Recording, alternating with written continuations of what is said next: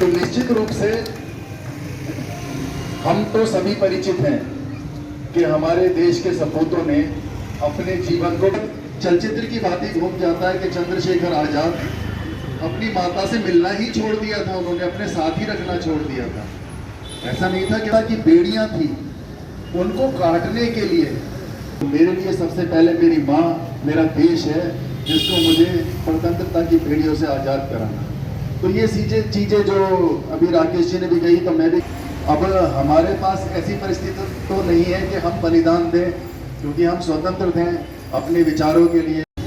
हमारे राष्ट्रपति से अभी पता लगा पुरस्कृत हैं हमारे सिविल डिफेंस के TPS वर्मा जी, और हमारे RWA के तमाम यहाँ पदाधिकारी और भाई बहन बैठे हुए हैं। उन्हीं के बल पर मुकेश गौड़ साहब हमेशा 10, 15, 20 साल से तो मैं देख रहा हूँ, पहले इनके फादर किया करते थे, वो आज हमारे बीच में नहीं है। तो मुकेश गौड़ साहब चाहे कोई भी त्यौहार हो, 15 अगस्त हो चाहे 26 जनवरी हो, चाहे होली हो चाहे दिवाली हो, हर त्यौहार पर ये हमारा, इससे बड़ा कोई त्यौहार हो नहीं सकता। 15 अगस्त से बड़ा कोई त्यौहार नहीं हो सकता। तो हम तो गुलामी की जंजीरों में जड़े हुए थे। ये सब आज़ादी जो आज इस तरह हम बैठे हैं वो 15 अगस्त को ही मिली थी, और नहीं तो ऐसे हालात थे उस समय, जैसे बताते हैं हमारे बुजुर्ग, हमारे पूर्वज जो बताते हैं कि किसी को 4 आदमी इकट्ठा करने की भी ताकत नहीं थी, और एक सिपाही आता था और तमाम गांव को बांध के ले जाता था। ऐसे हालात होते थे 15 अगस्त से पहले। मैं पूरी श्रृंखला में सिर्फ इतना कहना चाहता हूँ कि जिस तरह से हमारे पूर्वजों ने, स्वतंत्रता सेनानियों ने अपनी दम की बाजी लगा करके उस समय जो अंग्रेजों के खिलाफ कोई शब्द बोल रहा था, सीधा सीधा फांसी का फंदा दिखता था। दूर दूर तक भी ये पता नहीं था कि कहीं हमें आज़ादी मिलेगी और हमारे ही लोग या सत्ता पे काबिज होंगे, या MP MLA बनेंगे, या काउंसलर बनेंगे, या ग्राम पंचायत की इतनी पावर्स बढ़ेंगी। ऐसा दूर दूर तक नहीं था कभी। सीधा सीधा था, जो भी अंग्रेजों के खिलाफ बोलता था उसे जेल की यातनाएं मिलती थी या फांसी का फंदा होता था, इसके अलावा नहीं। लेकिन जिन लोगों ने ये आज़ादी दिलाई है उनको बहुत सख्त नमन, इस नमन करता हूँ। मैं इतना कहना चाहता हूँ कि उस समय कोई हमारे अंदर ना कोई जातिवाद था ना कोई धर्मवाद था। हम देश की आज़ादी के लिए भी रहते हैं। जब हम संगठित होते हैं तो विकास का कोई कार्य शायद रुकता नहीं है, और जब ये पता लगता है कि तमाम RWA एक है, एक संगठन के धागे में प्रो करके आगे चल रही है, तो मैं समझता हूँ कोई अफसर की भी हिम्मत नहीं है कि आपके कहने से काम ना करे। इन्हीं शब्दों के साथ माता की वंदे वंदे RWA बलवीर नगर। धन्यवाद। हमारे वीर जिसके लिए आज कार्यक्रम पे आए हुए हैं वो राष्ट्रीय ध्वज, जिसको नतमस्तक करना हर भारतीय का फर्ज है। तो सबसे पहले हम झंडा फहराएंगे, उसके बाद दो घोषण चलेगा।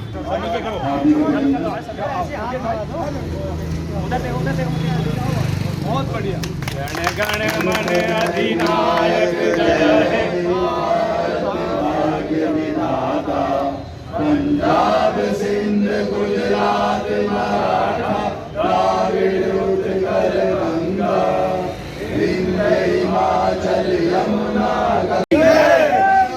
मातरम मातरम मातरम, भारत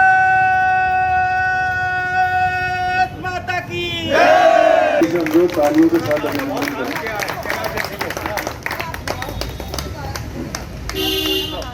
करें। इनको रोकता तो सही बहुत देर के लिए, लेकिन क्योंकि इनको कहीं जाना है कई कार्यक्रम में, तो इसलिए पहले हम जल्दी विदा कर रहे हैं। बहुत कार्यक्रम व्यस्त है। तालियों के साथ तालियां बजा दीजिए। बहुत काम लेना है, इनसे काम भी आ गई है। मेरे बड़े भाई कृष्ण पाठक जी भी उपस्थित हैं, उनसे मेरे को वहाँ आए और जब कोई बात नहीं,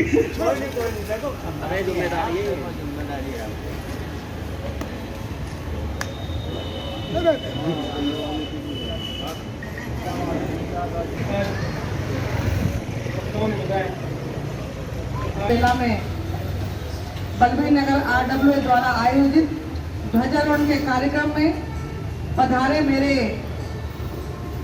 बलबीर नगर क्षेत्र के सभी गणमान्य व्यक्ति, मंच पर आसीन हमारे अभिभावक के रूप में जो हमारा मार्गदर्शन करते हैं चंद्रभान शर्मा जी, बड़े भाई वर्मा जी, मेरे साथ निगम में मेरे साथी, मेरे भाई, छोटे भाई मुकेश यादव जी, पत्रकार चाहे हम कितना भी काम कर ले लेकिन हमारे काम को जन जन तक पहुंचाने का जो कार्य करते हैं, ऐसे हमारे भाई KD पाठक जी, हमारे बड़े भाई पूर्व में पार्षद रहे, चेयरमैन रहे और जिनका समय समय पे लोग बैठे हुए मेरे भाई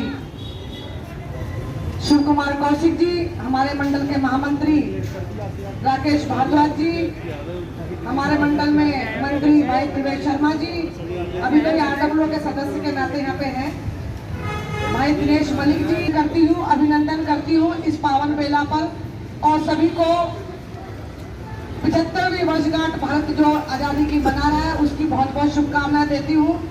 जैसे कि अभी भाई वर्मा जी बता रहे थे कि ये जो आज़ादी हमने बहुत आसानी से नहीं पाई है, बहुत कुर्बानियां हमारे अपनों ने इस देश के लिए दी है, तो उसको संभाल के रखना हमारा फर्ज है।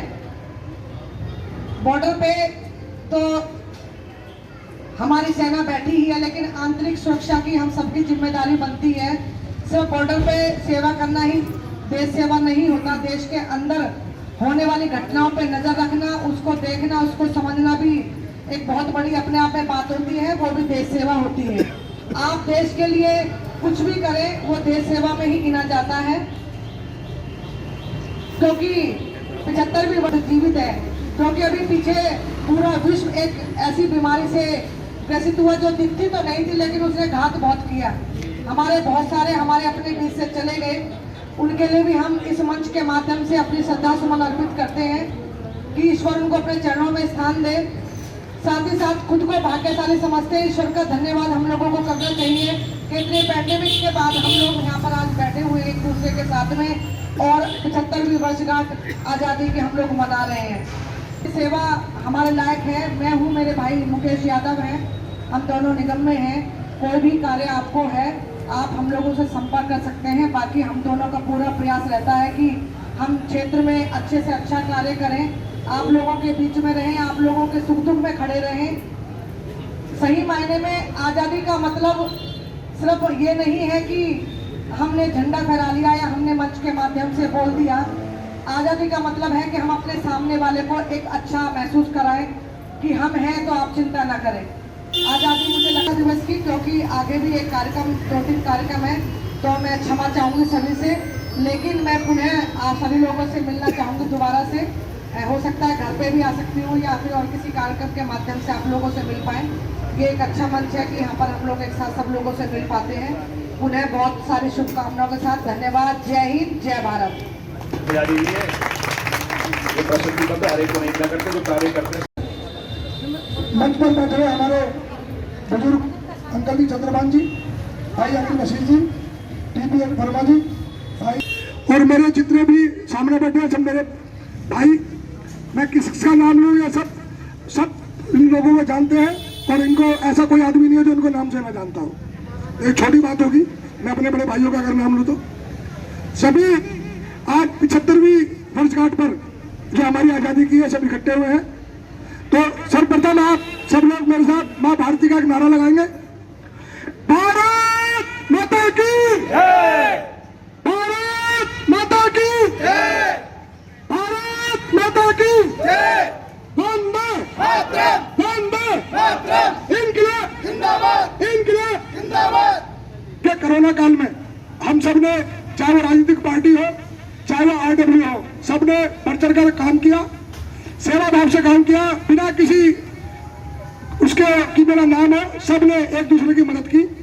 सबसे ज्यादा जो हमारे वॉलंटियर है सिविल डिफेंस के, उन्होंने बहुत बढ़ चढ़ कर अपनी जान पर भी खेलकर सबके लिए काम किया। एक बार इनके लिए जोरदार तालियां हो जाए। सभी लोगों को, चाहे वो किसी भी पार्टी की, राजनीतिक पार्टी के, सबको एक समान ये सम्मान देते हैं और सबको लेकर चलते हैं। तो इनके लिए एक बार जोरदार तालियां। वो भी हमारी सब थे। लेकिन हिंदुस्तान आज कहाँ खड़ा है? आत्मनिर्भर है और पूरे विदेशों में आज हिंदुस्तान का नाम लिया जाता है।